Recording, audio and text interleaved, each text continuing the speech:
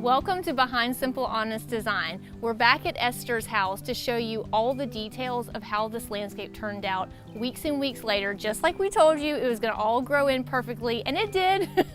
I'm sitting here next to this raised planter box that we planted for her. Again, you remember we did the irrigation system. Everything's been growing in great because everything's been watered for all of these weeks.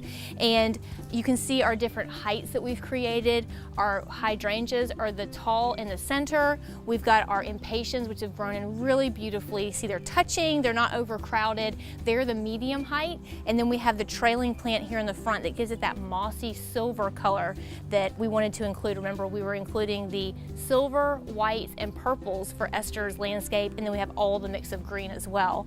And you can see that the hydrangeas, even though they've aged out over time, we've got some new blooms, but we've also got the old ones. They didn't turn brown. They aged out to a really nice green color, and so I kept them because I really liked how they looked as they aged. Now they're going to turn brown and crunchy eventually, so we'll trim those off, but for now I'm just going to keep these just like this, and when Esther comes back in town next time, she can trim them if she wants to.